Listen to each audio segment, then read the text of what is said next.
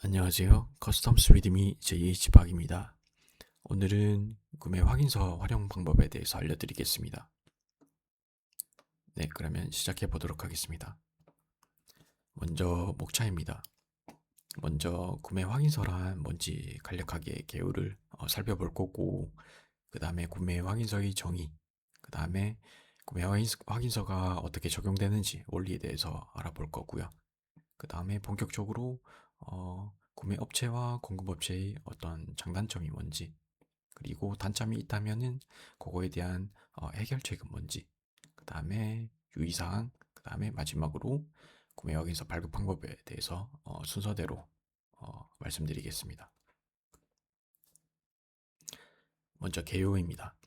구매 확인서는 그 부가시세법상 영세율 적용, 관세 환급을 위한 국내 거래 서류, 기납적 분증이 기초 서류로 구매자와 공급자 양측에 상당한 금융 및 세금 절세 효과가 있습니다.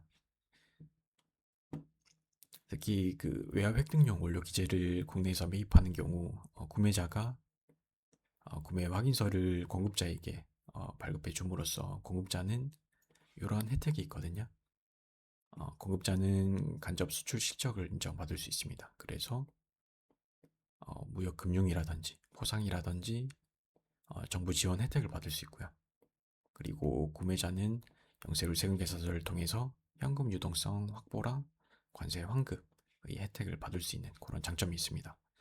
이런 장점을 가지고 전략 구매나 어떤 협상의 카드로 이용할 수 있는 부분이 있거든요. 그래서 이번 기회를 통해서 구매 확인서에 좀 깊게 좀 이해를 하고 업무에 활용하시면 좋을 것 같습니다. 그 사실 요거는 제가 그 외국계 기업에 있을 때 제안서에 일부러 썼던 내용입니다. 제가 외국계 기업에 있었을 때 구매 파트에 있었거든요. 거기서 어떻게 하면 단가를 낮출 수 있을까에 대한 그런 제안서의 일종이었습니다. 사실 제가 구매 파트는 이제 당시에 처음이라서 일이 그렇게 많은 줄 몰랐었거든요. 근데 막상 들어가 보니까 일이 상당히 많아서 이런 제안은 드렸지만 당시에는 좀 그 업무량이 좀 많다 보니까 실제 활용을 못 했었습니다. 다만 제가 퇴사를 하고 나서 어, 요 제안서를 가지고 이제 다른 분이 지금 진행을 하는 걸로 알고 있습니다. 그 다음에는 이제 구매 확인서 정의에 대해서 좀 설명을 드려보겠습니다. 구매 확인서라는 것은 이제 대외무역법이나 뭐 부가가치세법 이런 데 이제 좀 산재해 있고요. 그래서 요거를 정리를 해보면 이렇게 됩니다. 그래서 구매 확인서의 정의란 외화 획득용 원료 기재를 국내에서 구매를 하는 경우 외국간 은행의장 또는 전자무역 기반 사업자가 내국 신용장에 준하여 재화의 공급 시기가 속하는 과세 기간이 끝난 후 25일 이내에 발급하는 그런 확인서입니다. 그래서 요 후단에 보시면은 재화의 공급 시기가 속하는 과세 기간이 끝난 후 25일 이내 요게 그 부가치세법에 나오거든요. 부가시세법 시행규칙 제21조 여기 보시면은 구매 확인서란 이렇게 나오죠. 재화나 용역이 공급 시기가 속하는 과세 기간이 끝난 후 25일 이내 발급하는 확인서. 그래서 그 부가치세법에서는 그 과세 기간이 두 개지 않습니까? 반기로 나뉘는데 1기, 2기. 1기는 1월 1일부터 6월 30일까지를 하나의 과세 기간으로 보고 2기는 7월 1일부터 12월 31일까지를 또 하나의 과세 기간으로 봅니다. 그래서 과세 기간이 끝난 후 25일 이내라는 것은 1기 같은 경우에는 7월 25일까지고요. 2기 같은 경우에는 내년도 1월 25일까지입니다. 그래서 요 기간 동안 그 요때 이제 발급하는 그런 확인서라고 보시면 됩니다.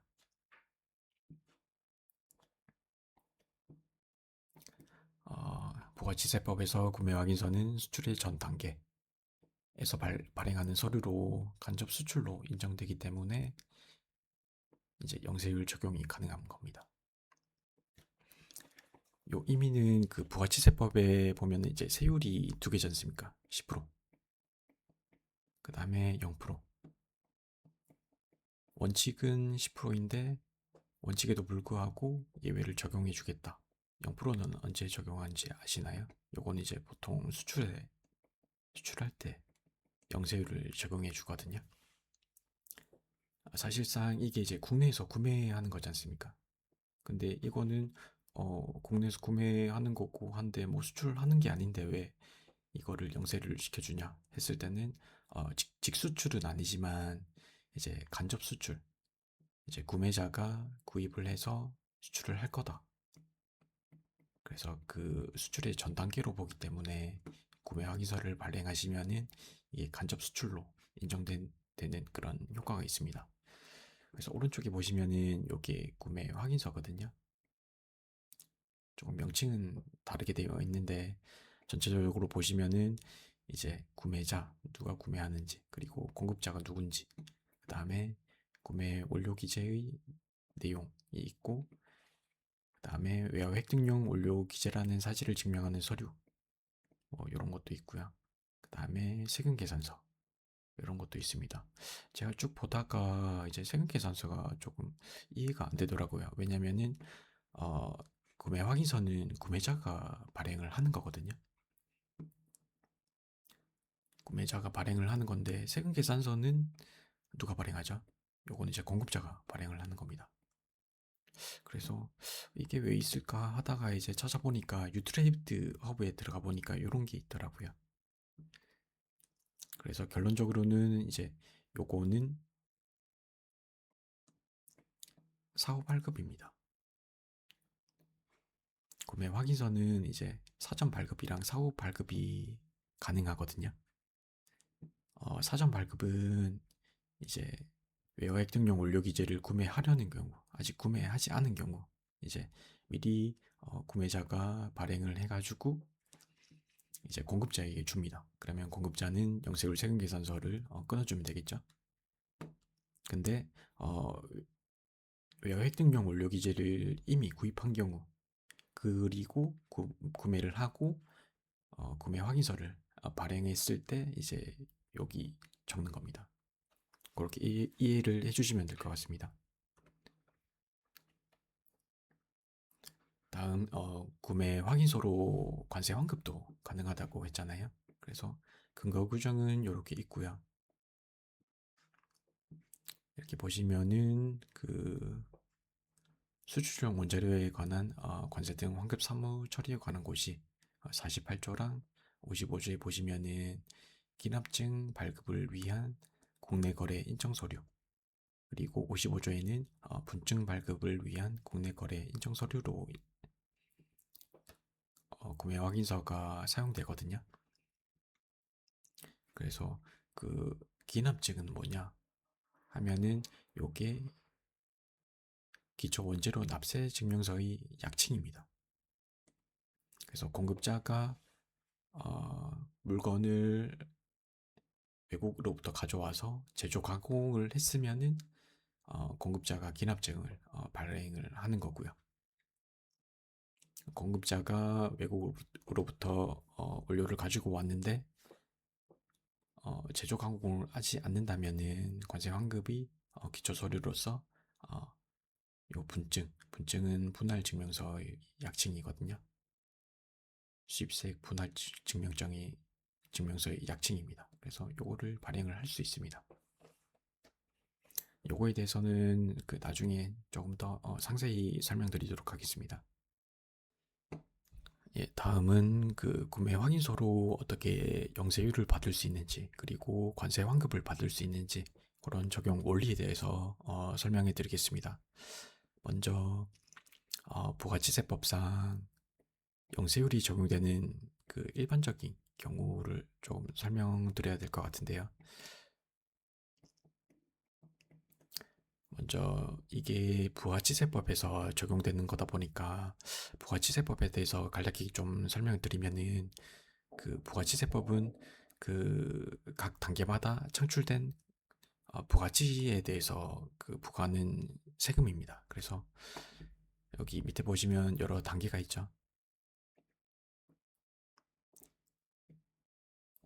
이 단계를 거칠 때마다 어떤 가치가, 즉 가격이 상승하는 겁니다. 여기 보시면은 A가 B에 넘겨줄 때 1,000원, B가 C에 넘겨줄 때 1,500원, C가 수출할 때 1,800원. 그래서 요런 공급가액, 요런 금액에 대해서 일종률이 세금을 부과하겠다라는 것입니다. 그리고 부가치세가 이제 과세되는 그 어, 과세 요건이 있거든요. 그게 총 4가지가 있습니다. 먼저 과세 대상이 있고요. 그 다음에 납세 의무자, 그 다음에 과세 표준, 그 다음에 세율이 있습니다. 일반 과세 사업자 같은 경우 이러한 4가지의 요건을 모두 충족해야 부가치세가 과세되는 그런 원리입니다. 그래서 과세 대상으로 보시면은 이게 사업자가 행하는 재화 또는 용역이 공급이거든요. 그리고 납세 의무자는 사업자, 그리고 과세 표준은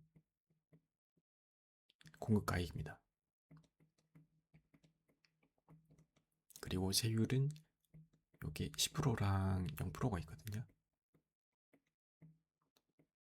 0%를 제가 지금 설명드리는 영세율이라고 합니다. 보통 그 부가치세법에서는 이제 이런 4개의 요건을 모두 만족해야 되고, 특히 이제 세법에서는 이제 과세 표준이랑 세율을 곱하면은 요게 세액이 나와야 되는데, 세액이 나오는 게 아니라 부가치세법에서는 매출세액이 나옵니다. 그래서 납부세액을 이제 산출하는 구조가 구해진 매출세액에다가 전단계 세액공제법을 적용해서 매입세액을 차감해줘서 납부세액이 산출되는 그런 구조거든요. 그래서 이런 그 표를 보시면은 납부세액은 그 매출세액에서 매입세액을 빼는 그런 구조로 되어 있습니다.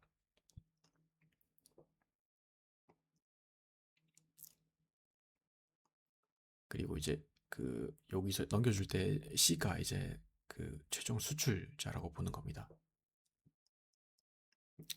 이제 과표가 공급가액이었죠.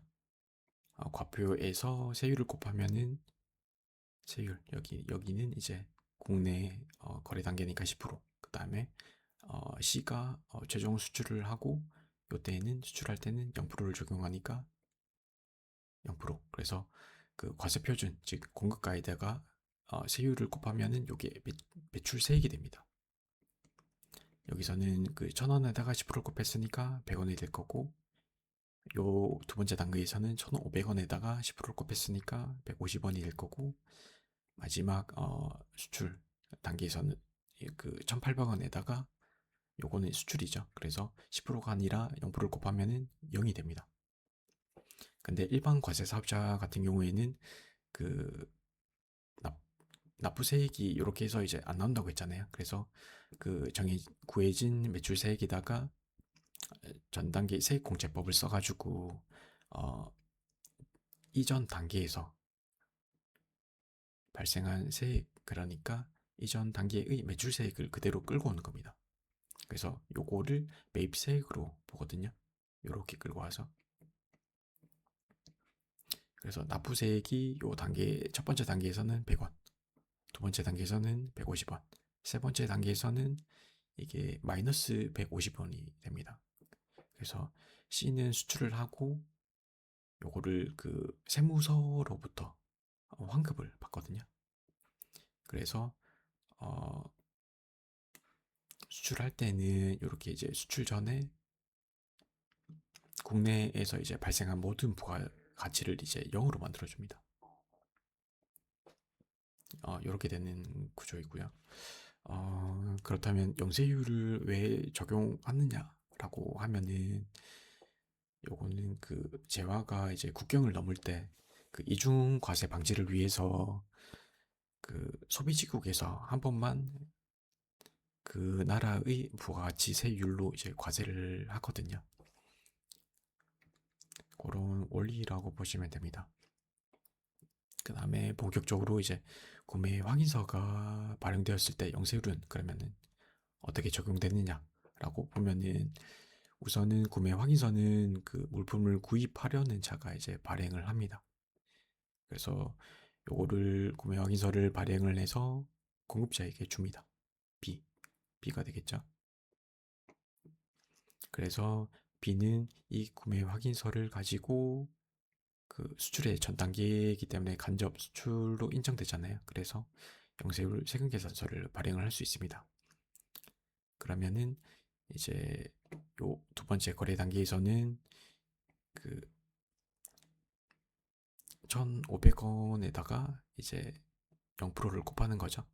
그래서 매출세액이 0이 되고 그 다음에 전 단계의 세공제법을 적용해서 100원을 끌고 와서 납부세액이 마이너스 100이 됩니다. 그러면은 B는 요 100원을 세무서로부터 이제 환급받는 거고요.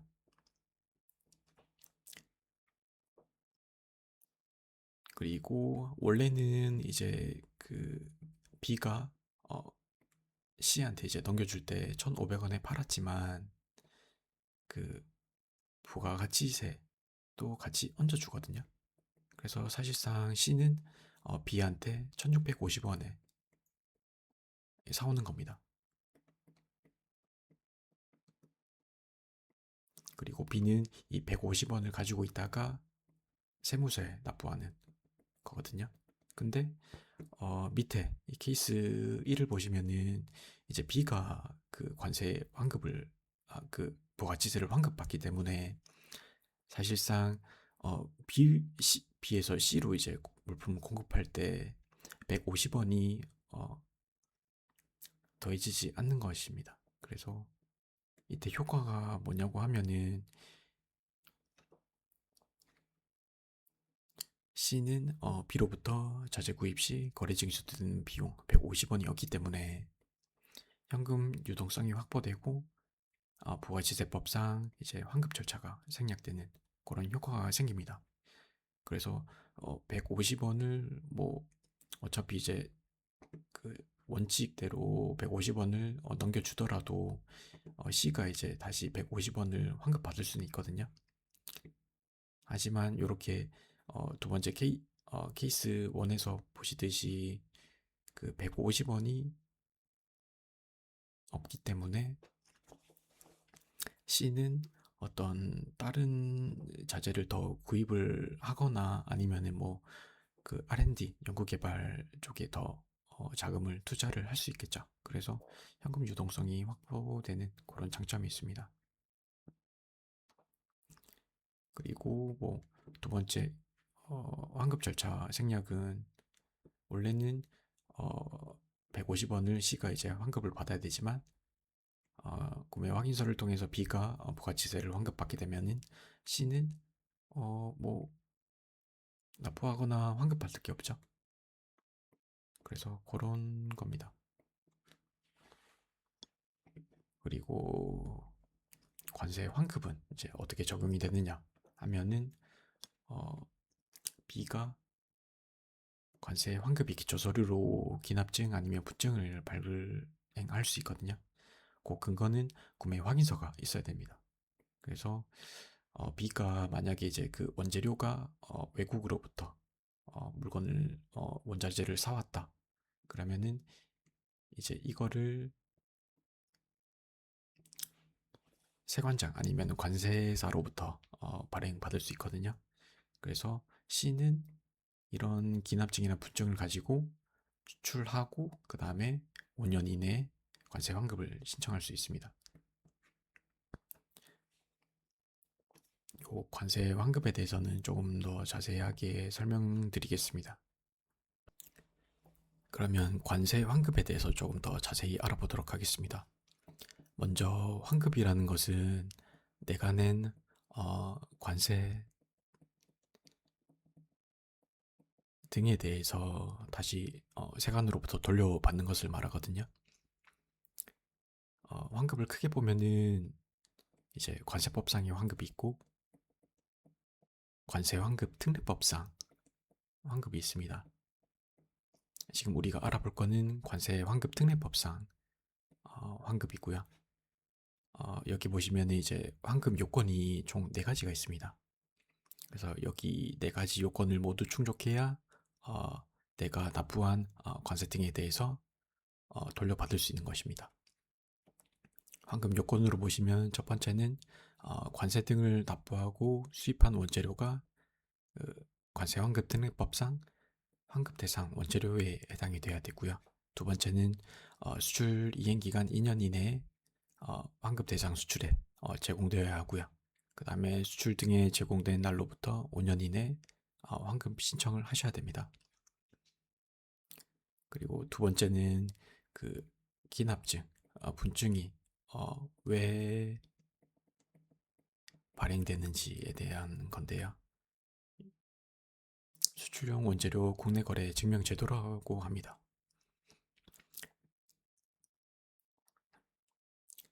그래서 요거는 그 수입자랑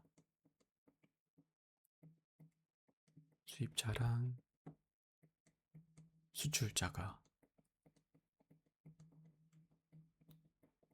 달라지는 그런 경우에 적용하는 건데, 보통 외국에서 물건을 이제 가지고 와서 뭐 제조하든지 아니면 그대로 이제 공급하든지 외국으로 수출을 하잖아요. 그러면 이거를 직수출이라고 합니다. 반면에 이거를 직수출하지 않고 국내에 공급하는 경우도 있지 않습니까?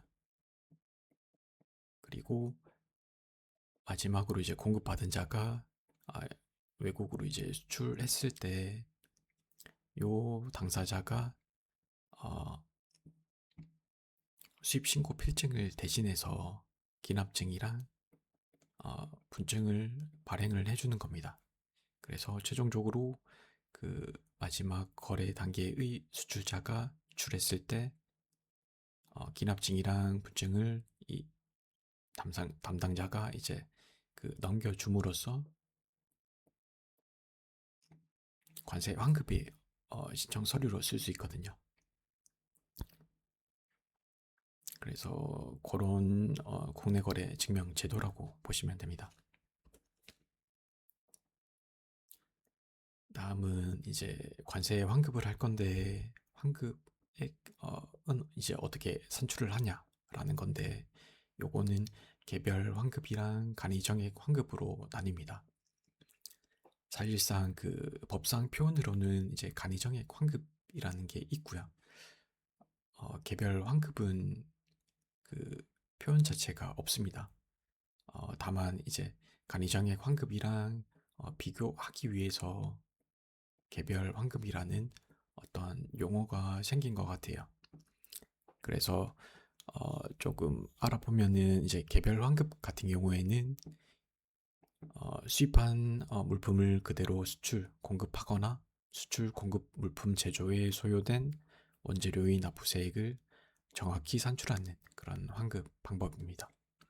반면에 그 간이정액 환급 같은 경우에는 간이정액 환급 대상 중소기업이 제조하여 수출 공급한 물품에 대하여 제조에 소요된 원재료의 납부세액 확인을 생략하고 수출 공급 사실만 확인해서 간단하게 환급하는 그런 방법입니다. 개별 환급이 이제 여기 원칙이라고 하면은 간이정액 환급은 예외거든요. 그래서 아까 전에 그 관세 환급 특례법상 환급 요건 4가지 요게 모두 만족해야 내가 납부한 관세 등에 대해서 돌려받을 수 있다고 했잖아요. 요 네 가지를 모두 만족했을 때, 그러니까 요게 원칙이죠. 요게 개별 환급입니다.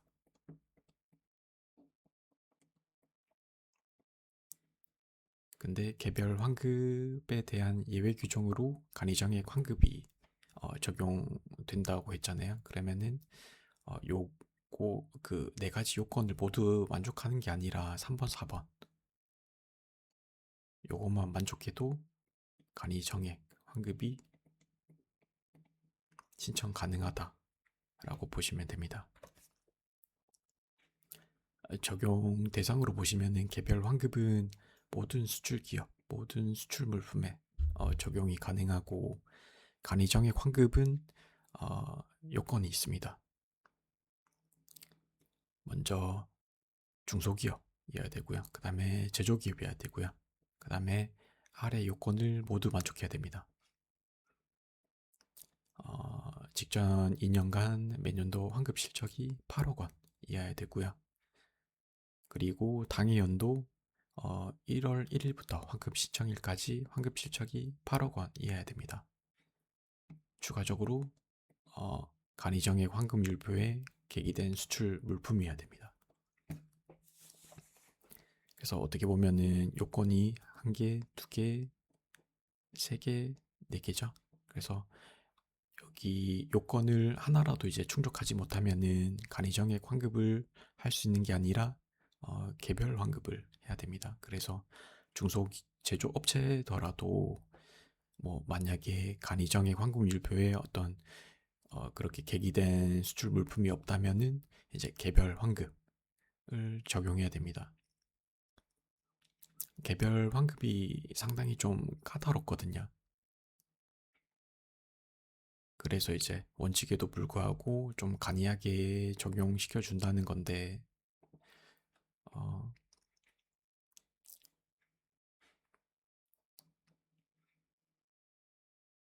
간이라고 보면은 혹시 그 부가가치세법상 보면은 비슷한 게 있죠? 간이과세자.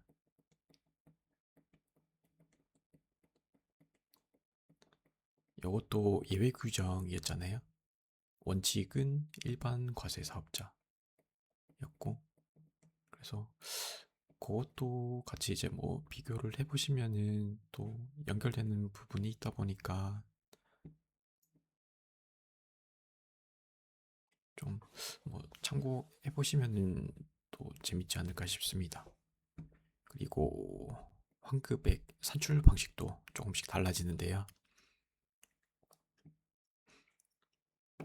먼저 개별 환급에 보시면은 관세사 수험서에 보면은 보통 여기 2번으로 거의 다 설명이 되어 있습니다. 근데 사실 환급에는 원상태 환급도 있거든요. 그래서 제가 쭉 보니까 이게 원상태 환급 같은 경우에는 그 수험서라든지 이런 데 이제 기재가 안 돼 있다 보니까 이게 개별 환급으로 이제 빠지는지 아니면 간이정액 환급으로 빠지는지 되게 헷갈리더라고요.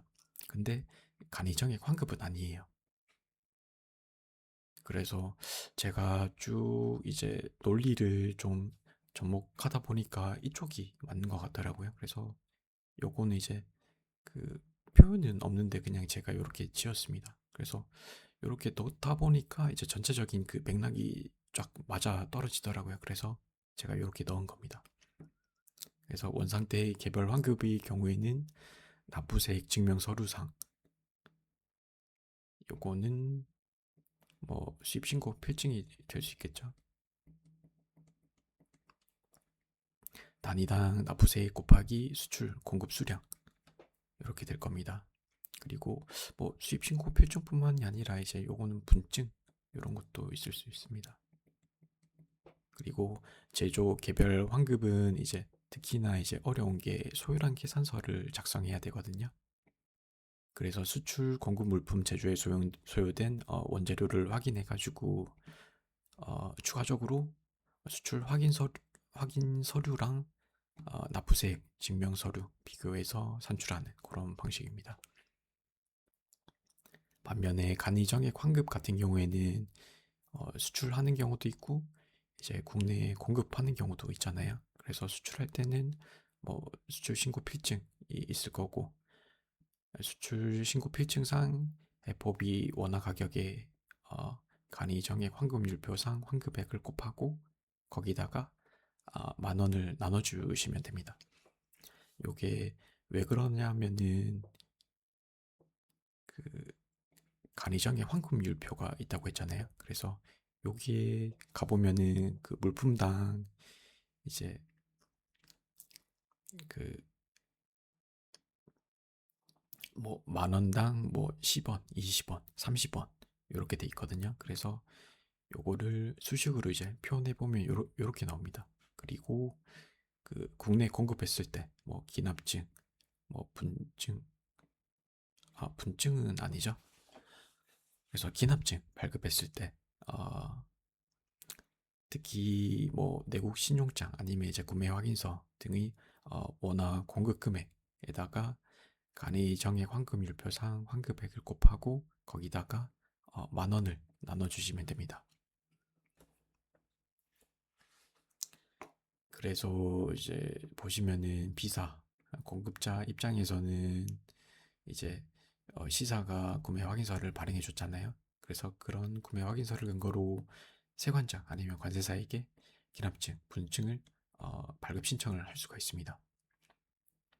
비사는 그 수입 원재료를 가지고 그대로 공급하느냐 아니면 이제 제조 공급하느냐에 따라서 그 기납증을 발급할지 분증을 발급할지 그런 서류의 종류가 달라지는데요.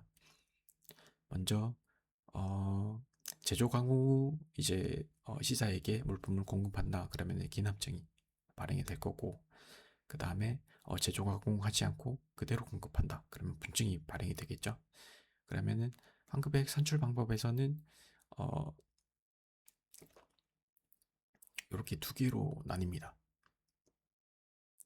특히 간이정액 환급 같은 경우에는 요게 중소 기업이면서 제조 기업에 해당해야 되고 어떤 기준 금액으로 뭐 환급 실적이 뭐 8억 원이어야 되겠죠. 그래서 이 두 개가 요 세 개가 모두 만족하고 뭐 플러스 여기서 뭐 간이정액 환급율표상 계기된 수출 물품이 있다면은 이제 간이정액 환급을 신청할 수 있거든요.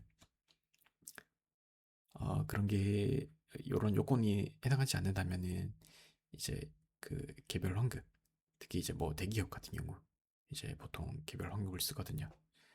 그래서 뭐 계산 로직을 보시면은 개별 환급 같은 경우에는 소요량을 계산을 하고 간이정액 환급 같은 경우에는 요때는 구매 확인서를 받았잖아요. 그래서 구매 확인서상 원화 공급 금액 곱하기 간이정액 환급율표상 환급액을 곱하고 여기서 10,000원을 나눠주시면 간이정액 환급 방식으로 이제 기납증이 발행이 되는 겁니다. 그리고 제조 가공을 하지 않았을 때는 원상태 개별 환급 이 방식으로 이제 환급액이 산출될 거고 요거는 이제 계산 로직은 이제 외국에서 수입했죠. 그러면 이제 수입신고 필증이 있을 거잖아요. 그래서 수입신고 필증상 단위당 납부세액에다가 공급 수량을 곱해주시면 됩니다. 그래서 외국에서 이제 뭐 100개를 가지고 왔다. 그러면은 내가 제조 가공하지 않고 100개를 그대로 줄 수도 있고 요 그대로 100개를 다 주지 않고 만 50개만 줄 수도 있잖아요. 그러면은 공급 수량에다가 50개를 곱하시면 됩니다. 그러면은 그런 그 원리를 이해를 하셨으면은 구매 확인서에 장단점이 나오거든요. 그러면 수출업체 즉 구매업체는 어떠한 실익이 있느냐라고 하면은 구매 확인서 그 영세율 세금 계산서를 받을 수 있잖아요. 그러면은 용세율 세금 계산서를 받았을 때는 국내 공급업체 거래 징수되는 비용이 없기 때문에 현금 유동성이 확보가 됩니다. 그리고 부가지세 환급 절차가 없기 때문에 파이낸스 팀, 뭐 재무팀이 업무가 간소화 되겠죠. 그 다음에 두 번째로 공급업체가 공급하는 물품이 그 해외에서 수입된 물품일 경우에 기납증, 분증 이제를 주잖아요. 그러면 이걸로 구매 업체가 수출했을 때 관세 환급을 받을 수 있습니다. 그리고 세 번째로 공급업체가 그 구매 확인서를 받음으로써 여러 가지 혜택이 있거든요. 정부 지원, 뭐 기타 이제 그런 세금 혜택도 있고요. 그래서 내자 구입 시 내고 협상 기회 확보를 할 수 있습니다. 그래서 우리가 구매 확인서를 주니까 너희가 이런 혜택을 받지. 그러면은 조금 더 깎아줄 수 있는지, 단가를 이제 딱 깎아줄 수 있는지 그런 거를 이제 협상을 해볼 수 있는 기회가 생기겠죠. 네, 그러면 공급업체의 실익에 대해서 한번 알아보겠습니다. 네, 먼저 2차 구매 확인서 발급을 통해서 영세율 세금 계산서를 수취할 수 있는데요. 그래서 원래는 이제 구매자가 공급자에게 구매 확인서를 발급해 줬잖아요. 근데 공급자는 먼저 발행된 구매 확인서를 가지고 다시 2차 구매 확인서를 발행해 줄 수 있거든요. 원래는 이제 구매자가 구매 확인서를 발행해 줌으로써 이제 영세율 세금계산서를 구매자가 받게 되잖아요. 그랬을 때 이제 구매자가 받는 혜택 중에 그 현금 유동성이 확보되고 부가치세 환급 절차가 제거되는 그런 혜택이 있었잖아요. 근데 2차 구매 확인서를 공급자가 다시 발행해 준다면은 이 점을 그대로 끌고 오게 됩니다. 그리고 두 번째로 KPI 우수 관리를 통해서 입찰 매력도가 제고됩니다. 원래 이 구매자, 즉 최종 수출자는 대기업이 되는 경우가 많죠. 그래서 대기업 같은 경우에는 이제 뭐 반기나 뭐 연마다 그 입찰을 계속 하잖아요. 그런 입찰에서 이제 공급자가 영세율 세금계산서를 발행을 한다던가 기납증, 분증을 발행한다면은 아무래도 입찰 매력도가 상당히 올라갈 가능성이 높겠죠. 네, 세 번째로 간접 수출 실적이 인정이 되는데요. 요거는 그 대외무역 관리 규정에 나와 있습니다.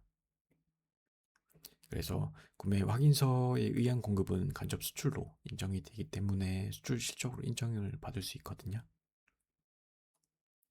인정 금액은 그 외국한 은행의 결제 또는 확인액이 되겠고, 인정 시점은 은행을 통해서 대금 결제하면은 그 결제일, 은행을 통하지 않고 직접 결제했을 때는 당사자 간의 대금 결제일을 인정 시점으로 보고 있고요.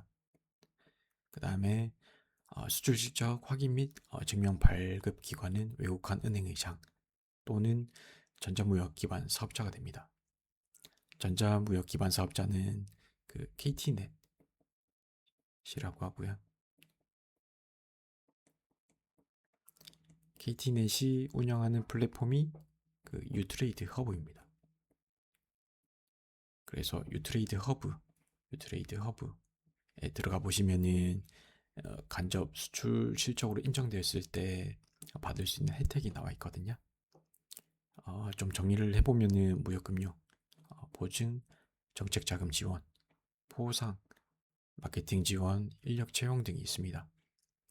마지막으로 기납증, 분증 발급을 통해서 단가 인상 협의, 수주 확대라는 협상의 카드로도 쓸 수 있습니다.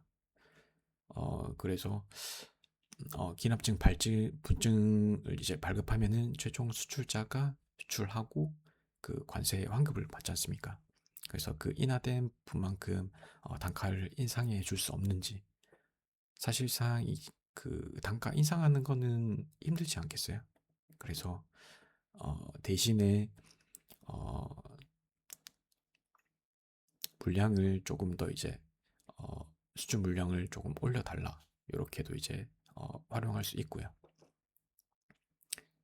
그래서 그 유트레이드 허브 들어가 보시면은 이제 간접 수출 실적에 대해서 이제 어떤 혜택을 받을 수 있는지 나와 있는데, 뭐 중소벤처기업부에 들어가 보시면은 뭐 신청 자격이랑 사업 기업 용도 뭐 이렇게 있죠. 그래서 글로벌 강소기업 육성 사업 지원 뭐 이런 것도 있고, 수출 유망 중소기업 선정, 병력 지정업체 선정 및 인원 신청,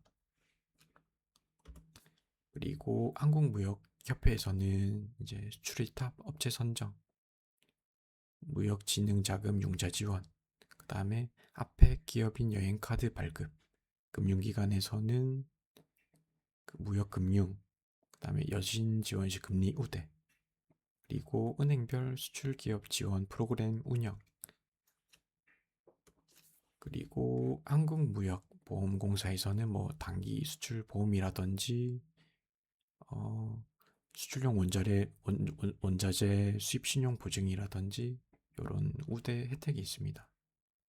지자체 들어가 보시면은 정부 및 지자체의 다양한 수출 지원 사업도 있고요. 사실상 제가 여기 하나하나 이제 들어가 보니까 지원이 되는 것도 있고 안 되는 것도 있더라고요. 제가 생각되기에는 이제 그 유트레이드 허브에서 좀 업데이트를 안 한 것 같더라고요. 그래서 옛날 자료가 그대로 있는 경우가 있는 것 같고, 그래서 대표님들 아니면 이제 무역 실무 담당자 분들은 이제 이런 구매 확인서 이런 혜택을 이제 한번 찾아보시려면 직접 한번 하나씩 들어가셔서 내가 받을 수 있는 혜택이 뭔지 그렇게 한번 찾아보시면 좋을 것 같습니다.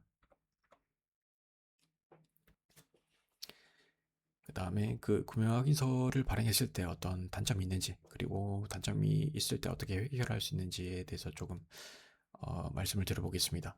먼저 수수료가 있겠죠.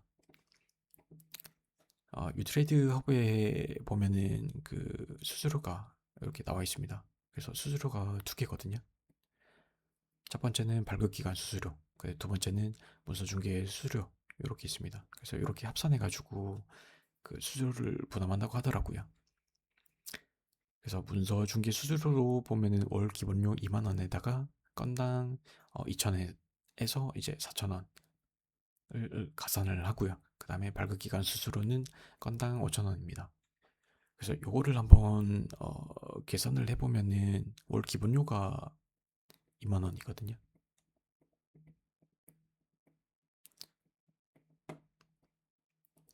여기서 최소, 여기는 최대.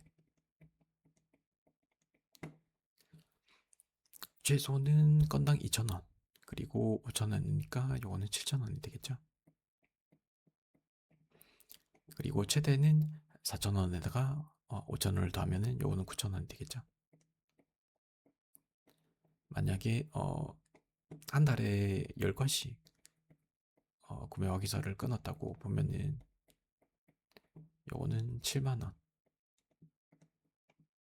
원이라서 2만 원 합치면은 9만 원이 되겠죠. 요거는 9만 원에다가 2만 원을 더하면은 11만 원이 되겠죠.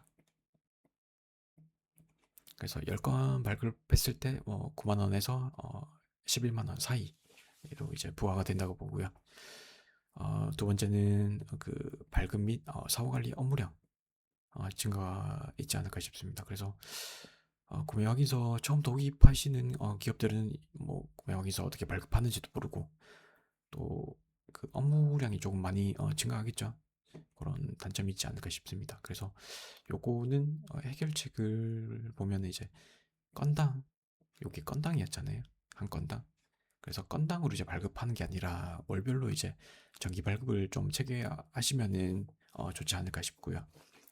그 다음에 요즘에는 그 AI 기술 많이 쓰잖아요. 그래서 IT 팀이랑 뭐 이렇게 협의를 해가지고 업무 자동화 기술을 도입하거나 뭐 유트레이드 허브 연동해서 이제 자동화를 이제 도입하는 방법이 있지 않을까 그래서 이런 거를 써보면은 좀 어떤 뭐 인건비나 뭘 어떤 뭐 오류나 누락 리스크를 좀 차단할 수 있지 않을까 싶고요. 그 다음에 이게 체계화가 되었으면은 이제 유관 부서끼리 이런 업무 매뉴얼을 작성해서 이제 배포해 주시면은 어 뭐 남은 인원도 그렇고 이제 또 새롭게 이제 어 인원이 들어오거나 그렇게 할 때도 좋지 않겠어요? 그래서 이렇게 업무 매뉴얼을 작성해 두시면 좋을 것 같습니다. 다음은 그 유의 사항인데요. 원래 구매 확인서가 이제 수출할 것을 예견하고 이제 구매 확인서를 공급자에게 발행해 줬잖아요. 근데 수출이 안 되는 경우도 있지 않을까 싶거든요. 그래서 수출 미행이란 어떤 수출 계약이 파기되거나 어떤 공급 업체로부터 그 물품을 가지고 왔는데 불량품이 생길 수도 있고 하다 보니까 예정된 수출이 이루어지지 않는 경우 그러면 어떻게 해야 되냐 했을 때는 구매 확인서를 변경 발급하고 영세율 세금 계산서도 이제 미리 발급했다면 이제 수정하거나 이제 그런 관리가 조금 필요합니다. 그래서 이런 거는 이제 그 수출 이행 여부를 정기적으로 이제 확인하는 게 필요할 것 같고요. 미이행 시 즉시 어, 그 구매 확인서를 변경 발급하거나 영세율 세금 계산서를 수정 이렇게 해주시면 될 것 같습니다. 그리고 구매 확인서는 그 발급 시기별로 세금 계산서 처리 방법이 있는데요. 먼저 케이스가 두 가지로 나뉩니다. 정상 발급이 있을 거고 그 다음에 사후 발급이 있는데요. 정상 발급은 그 제어하는 용역이 공급 일로부터 이제 다음 달 10일 이내에 구매 확인서가 발급됐으면은 이거는 그 영세율 세금 계산서를 발행하시면 됩니다. 근데 요 기간 이후 그리고 과세 기간 종료 후 25일 이내에 구매 확인서가 발행이 되었다면은 이제 그 보통은 그 일반 세금 계산서를 먼저 발행을 하시고 그 다음에 어, 수정 세금 계산서를 발행하거든요. 이때는 수정 발급이 필요합니다. 요거에 대한 거는 이제 부가지세법 34조랑 시행령 70조에 나와 있거든요. 그래서 여기를 보시면은 그 구매 확인서가 사후에 개설된 경우 처음에 발행했던 세금계산서의 작성일을 수정 세금계산서의 작성일로 적습니다. 그리고 이때 비고란에 구매 확인서의 발행일 등을 적고 영세율 세금계산서 적용분은 검은색 글씨로 처음 발행한 분은 붉은색 글씨나 부의 표시로 해서 발급하시면 됩니다. 남은 이제 구매 확인서를 발행을 해야 되는데 그러면은 구매 확인서 발급 서류에는 어떤 게 있냐고 하시면은 요거는 그 대외무역법 시행령 31조에 나와 있거든요. 그래서 거기 보시면은 이제 구매자, 공급자에 대한 서류 이렇게 오른쪽에 보시면 여기 구매 확인서의 폼이죠. 그래서 구매자, 공급자에 관한 서류가 있어야 될 것 같고요. 여기 보시면 뭐 사업자 등록증 이런 게 있으니까 사업자 등록번호가 있으니까 사업자 등록증 이런 것도 좀 필요하겠죠. 거기 보면은 뭐 성명, 주소, 상호 이런 게 다 나올 테니까. 그 다음에 두 번째로 그 외화 획득용 원료 기재의 가격 수량에 관한 서류. 이렇게 보시면 2번에 보시면은 이제 가격 수량, 분문 구격 이런 게 있겠죠. 단가 금액, 구매 원료 기재의 내용. 그리고 세 번째는 외화 획득용 원료 기재라는 사실을 증명할 수 있는 서류. 요거는 뭐 그 수출 신용장, 수출 계약서, 뭐 대북 신용장, 구매 확인서, 수출 신용 신고 필증 뭐 이런 게 있습니다. 그리고 마지막으로 영제 26조 각호에 따른 외화 획득에 제공되는 물품 등을 생산하기 위한 경우임을 입증할 수 있는 서류 이런 게 있습니다. 그리고 보통 요거는 그 유트레이드 허브에서 구매 확인서를 발행하시거든요. 그래서 유트레이드 허브에 먼저 가입을 하셔야 됩니다. 가입 방법은 먼저 이제 유트레이드 허브에 접속해가지고 이제 회원 가입을 하시고요. 그 다음에 요 밑에 있는 이제 가입 신청서, 사업자 등록증, 사본, 법인 인감 증명서 이런 걸 통해서 KT는 고객센터로 이제 팩스로 보내면 된다고 하네요. 그 다음에 로그인이 되겠죠. 로그인이 되면은 구매 확인서 메뉴 이용 신청 발급하시면 됩니다. 그래서 구매 확인서 발급 신청하실 때 여기 고객센터 자료실에 보시면은 KT는 구매 확인서 신청 매뉴얼 2025년 여기 있거든요. 여기 보시면은 굉장히 상세하게 어떤 그 메뉴에 들어가서 시청하고 또 수정 발급하는지 그런 거 자세하게 나와 있으니까 요거 다운받으셔가지고 참고해서 업무에 활용하시면 좋을 것 같습니다. 이상으로 마치겠습니다. 유익하셨다면 구독, 좋아요, 알림 설정 부탁드리겠습니다. 다음에도 유익한 영상으로 찾아뵙겠습니다. 시청해주셔서 감사합니다.